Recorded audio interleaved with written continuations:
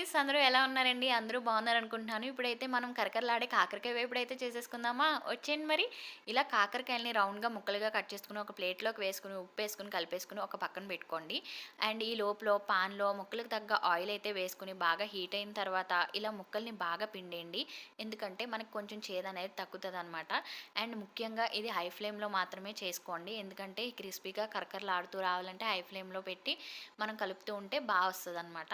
So, ఇలా పసుపు కొంచెం వేసి బాగా వేగిన తర్వాత ఇలా లాస్ట్‌లో గోల్డెన్ బ్రౌన్ వచ్చేదాకా వేయించుకోవాలి.